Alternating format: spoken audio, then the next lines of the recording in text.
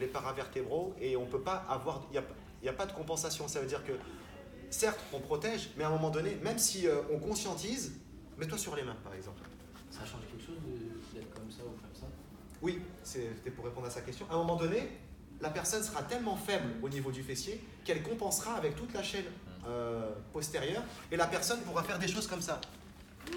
Vous avez déjà vu les personnes qui, quand au niveau des fessiers elles sont cramées, ben, elles font une extension du buste, de la nuque. C'est pas anatomiquement, on veut recruter toute la chaîne. Et ben pour casser cette chaîne, ce recrutement, on se met sur les coudes. Quand on est sur les coudes, on ne peut plus faire ce qu'on faisait sur les mains, car on est en insuffisance ici.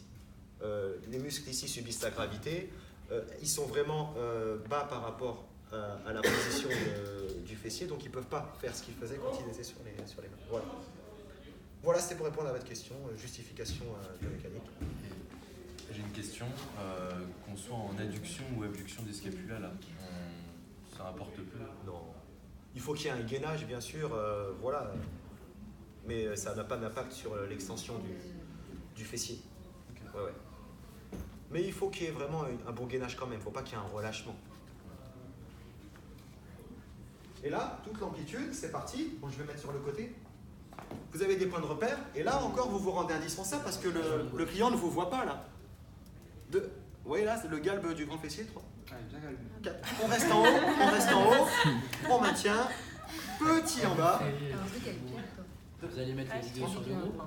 On maintient, petit au milieu, 1, Je pense 2, 3, moi j'ai un bon 4, angle de... 5, on maintient, petit en haut, 2, 3, 4, 5, on bloque, toute l'amplitude, 1, 2, 3, 4, 5, parfait. Maintenant, on était quoi là dans toute l'amplitude, hein? Phase de contrôle maintenant, très lentement on monte. Alors, il faut savoir une chose, les mecs sont beaucoup moins forts au fessier que les filles. Pourquoi? Parce qu'on s'en fout. On squatte moins. C'est par Par rapport à la typologie musculaire. Les filles sont beaucoup plus dotées de fibres de type 1 mitochondriale endurante au niveau de cette zone que les mecs. Les mecs, c'est puissant, c'est fort, c'est pas endurant. On relâche.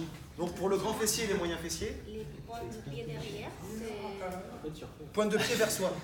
D'accord, Encore une question de votre camarade, c'est toujours la même justification. Hein. Pourquoi la pointe de pied vers soi? Non, là, au bas. Ah non, non, reste là, tranquille. Ah, d'accord. Mais là, pointe de pied vers soi, c'est pour que la jambe soit toujours tendue. Il y a une variante de celui-là, c'est faire le mouvement, jambe fléchie. Alors ça tue. On descend et on pousse, et encore en respectant tout le protocole. C'est quoi la différence? Bah oui. Non. Ça désengage d'autres muscles là. Oui, on désengage l'ischio-jambier. On le met en insuffisance fonctionnelle active. Là, il est en course interne, il ne bosse pas. Donc là, on est plus dans le grand fessier. Là, normalement, tu dois sentir plus talon plafond. Tu vois, là, tu le sens plus normalement, comme une crampe. Voilà. Alors que là, Non, pas moi. là, il y a les ischios qui prennent le relais, donc c'est moins chiant. Voilà, on relâche. Voilà. Mais là, c'est le dos, il a... Voilà. Il n'y a pas d'hyperlordose. Là, il ne peut pas cambrer comme il cambrerait Mais là, s'il il a un faisait ça. peu courbé. C'est Bon, c'est pareil, c'est pas de problème.